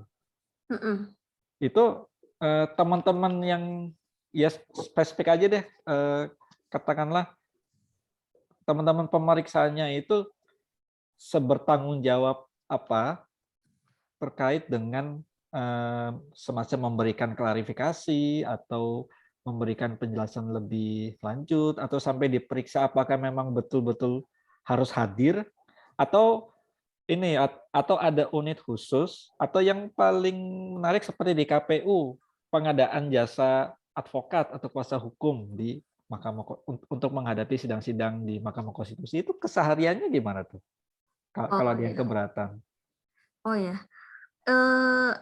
aku coba jawab ya, meskipun ini biasanya ini yang paling mengetahui di bidang hukumnya langsung. Jadi kalau sejauh ini dari beberapa gugatan sebenarnya tidak terlalu banyak, cuman kebanyakan gugatan yang masuk itu diajukannya ke ini PT UN. Jadi tujuannya mereka adalah membatalkan LHP. Jadi dianggap LHP itu adalah KTUN, keputusan yang salah jadi harus dibatalkan. Tapi kebanyakan juga itu berhenti di eksepsi. Kebanyakan seperti itu. Tapi jadi memang alhamdulillah sih jarang sekali yang belum ada yang sampai dibatalkan. Tapi itu tetap menjadi perhatian kami bahwa harus disadari bisa terjadi resiko auditor kurang cermat dalam melakukan pemeriksaan dan kurang cermat dalam menyimpulkan gitu. Itu mitigasinya adalah ketika kita menyampaikan suatu permasalahan atau menyampaikan temuan, itu kita ada tahapan meminta tanggapan atau klarifikasi dari terperiksanya. Gitu.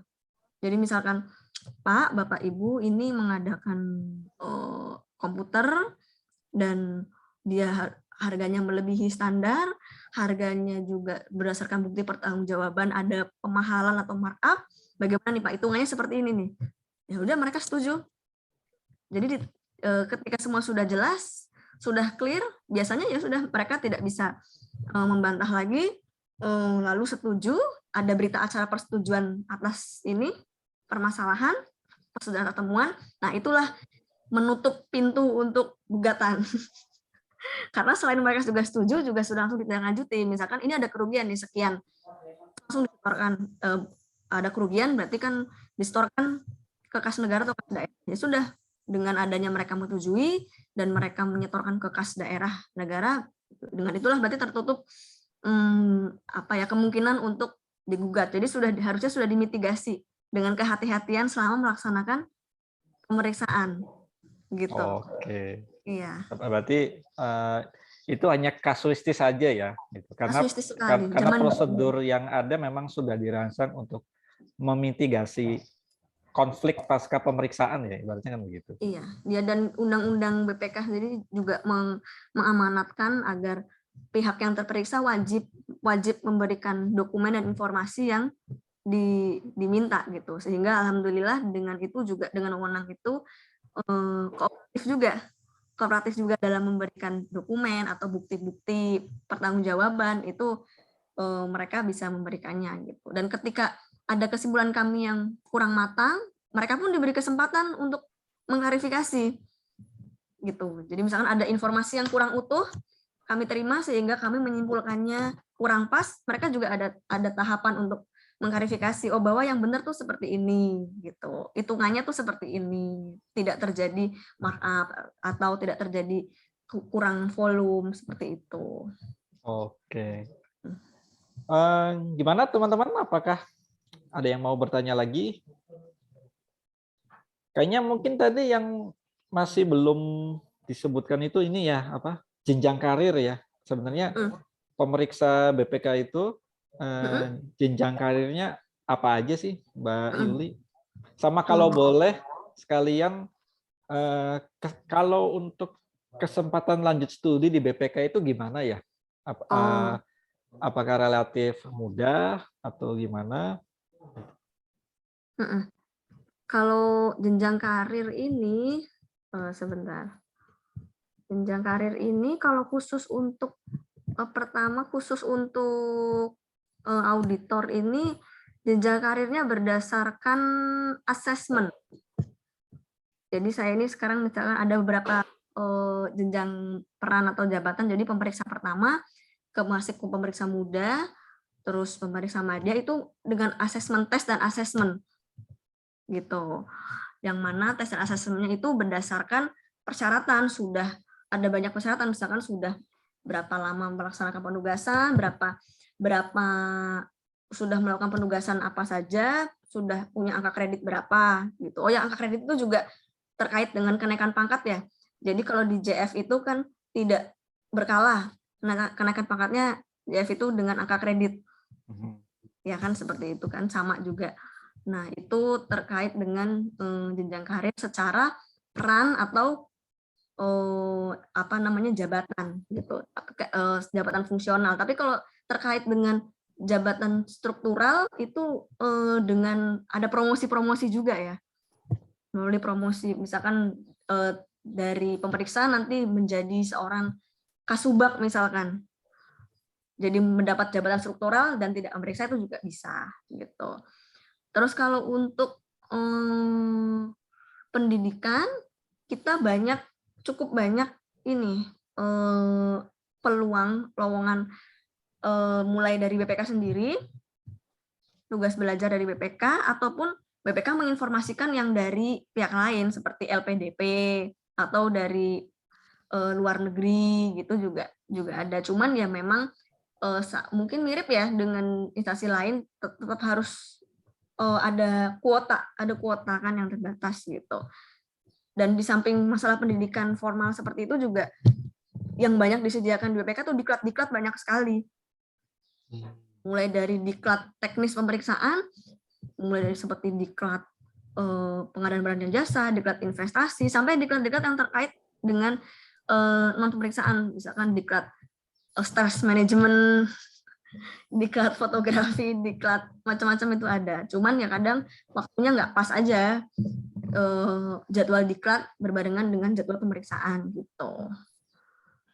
Jadi bisa dibilang cukup memperhatikan peningkatan kompetensi. Oke, ini dari Mas Niki lagi ya? Oh ini. Ada Mas Niki. Sekitar 4-7 tahun rata-rata. Oke, ini pertanyaannya, ada masa waktu penempatan enggak di masing-masing wilayah. Misalkan di Bali waktunya 7 tahun, pindah mutasi ke BPK yang lain. Iya, tapi beda-beda ya setiap tahun. Kalau nggak salah tahun ini, nggak tahu nanti tahun kemarin, nggak tahu nanti di yang rekrutmen akan datang. Kemarin kan ada tuh yang milihnya sudah berdasarkan regional, sehingga harus di regional itu 12 tahun kalau nggak salah. Atau mungkin ada yang tahu informasi lainnya. Harusnya persoalan mutasi kan juga nggak terlalu rumit-rumit amat ya, kalau dalam benak saya gitu. Maksud saya gini, ini juga jadi poin plusnya BPK menurut saya ya. Oh, kantor perwakilannya kan hanya di ibu kota provinsi, kan gitu. Seapes-apesnya lah ya, seapes-apesnya dimutasi kan tetap di ibu kota provinsi kan, yang relatif akses bandara relatif mudah, teman-teman mau ke bioskop ya harusnya ada mall kan begitu ya. Kecuali kalau misal dalam 1 bulan selama 3 minggu ditugaskan di kabupaten pesisir terpencil ya. Itu kan menjalankan tugas ya, tapi kan home base-nya kan di ibu kota provinsi. Gitu ya. Iya benar. Boleh nolak nggak sih kalau misalkan ditugaskan pindah gitu? Pada dasarnya tidak, kecuali mungkin kondisi yang sangat urgent ya. Misalkan baru melahirkan atau ada anggota keluarga yang sakit sehingga penugasannya minta nggak jauh gitu. Oke. Misalkan di Denpasar aja gitu. Tapi dengan alasan yang urgent. Oke. Oh, ternyata ada satu chat lagi dari Turfatul Atiyah. Apakah hanya lewat jalur CPNS saja untuk bekerja di BPK? Atau BPK punya jalur P3K? Ya, kalau untuk auditor, ya CPNS, dan yang tidak melalui seleksi CPNS itu kalau teman-teman STAN. Ada perubahan lagi ya, teman-teman STAN juga harus melalui seleksi lagi nggak sih? Dari masih ikatan dinas masih memungkinkan bagi mereka gitu. Kalau yang dari instansi lain, banyak nggak sih Mbak Yuli yang pindah ke BPK? Enggak. Jarang ya? Sangat jarang. Jarang ya. Soalnya dulu saya di Ombudsman itu kan sekretariatnya kan dari PNS ya. Isi orang-orang sekretariat itu kan PNS. Bendaharanya itu katanya pengen banget bisa kerja di BPK gitu. Saya juga baru tahu kalau ternyata untuk seorang sarjana akuntansi itu lumrah kalau pencapaian tertinggi CPNS-nya itu BPK loh. Nah, makanya pertanyaan menariknya itu, kalau secara mekanisme normatif kan bisa aja ya dari instansi mana ke instansi yang mana. Cuma tingkat perpindahannya kayaknya sedikit ya. Atau jarang-jarang banget. Betul, itu sangat bergantung pada kalau ada kebutuhan yang urgent antar instansi itu, ada lowongan gitu. Cuman ya secara reguler tidak ada sih sebenarnya. Iya, karena yang tadi itu kan sangat kasuistis ya. Iya. Orang bosan di tempat kerja yang lama, pengen pindah di tempat kerja yang baru, tapi masih tetap PNS itu. Nah, buat teman-teman yang belum lulus atau belum jadi PNS ya, ada mekanisme itu ya. Kalau dulu saya nyebutnya itu lolos butuh. Iya, istilahnya lolos butuh. Lolos butuh ya. Lolos butuh itu artinya instansi asalnya meloloskan, instansi yang ditujunya membutuhkan. Prinsipnya gitu. Mbak Turfatul ini masih di Fakultas Hukum?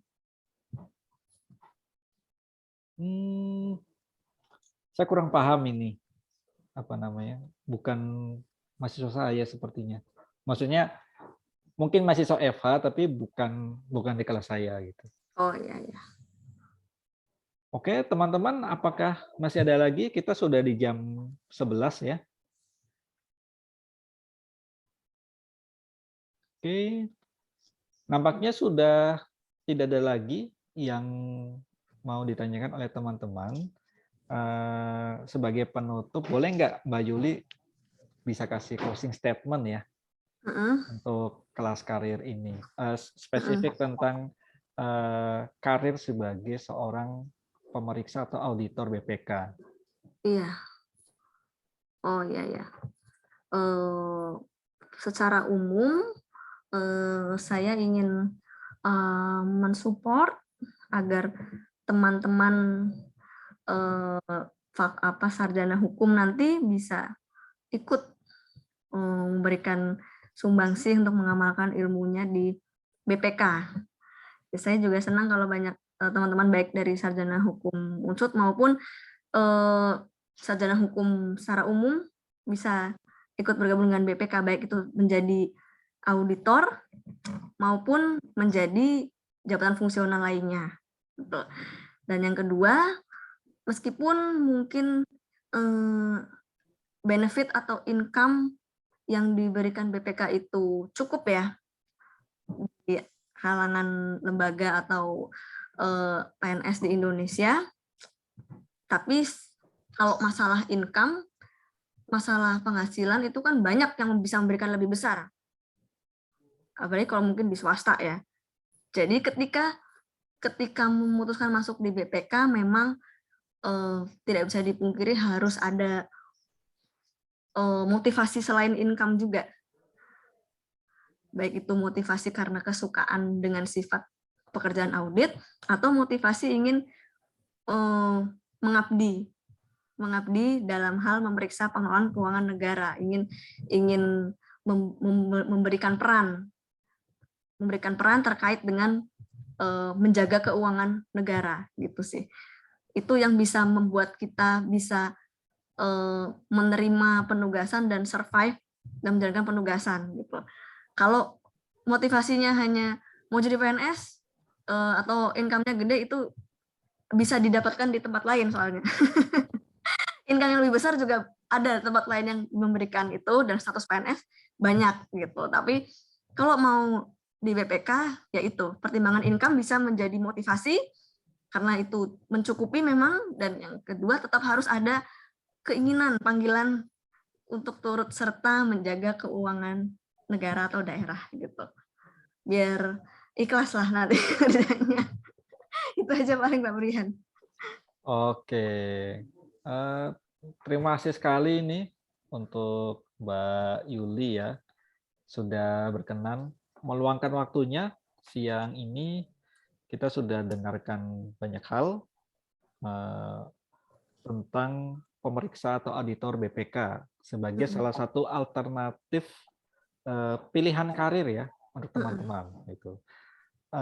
Semoga yang disampaikan oleh Mbak Yuli hari ini bisa secara signifikan membuka wawasan atau cakrawala baru teman-teman tentang profesi hukum.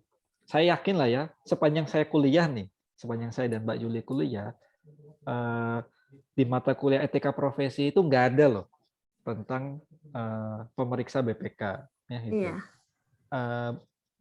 Karena memang desain kurikulumnya itu kan ini ya, lebih cenderung ke yang sifatnya konvensional gitu, atau berkutat ke aparat penegak hukum. Muter aja kalau nggak hakim, jaksa, pengacara, notaris, PPAT. Gitu. Nah, kita sudah berusaha untuk memfasilitasi supaya sudut pandang atau point of view teman-teman sudah bisa diperluas dan diperlebar.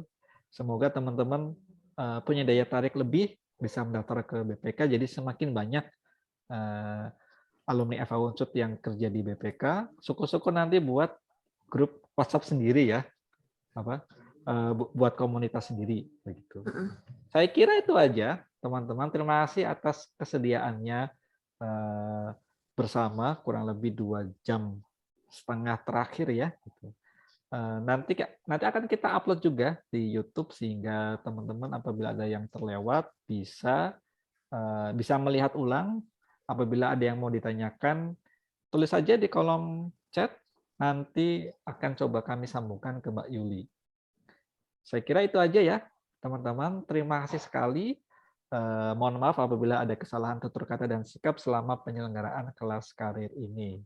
Oke, saya tutup ya. Billahi taufiq wal hidayah. Wassalamualaikum warahmatullahi wabarakatuh. Selamat siang dan selamat menjalankan aktivitasnya ya. Happy weekend ya. Stay safe, jaga kesehatan. Terima kasih semuanya. Assalamualaikum warahmatullahi wabarakatuh. Waalaikumsalam. Waalaikumsalam. Pak Hakim muncul.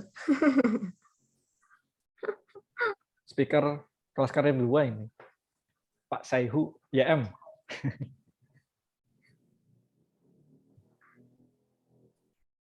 Oke. Makasih ya Pak Brian. Saya izin live. Ya, makasih banget ya. Salam buat Sama-sama. teman-teman. Iya, sampai ketemu semuanya. Mari. Ada Brian, ada Shehu, Mas Arfan, dan lain-lain.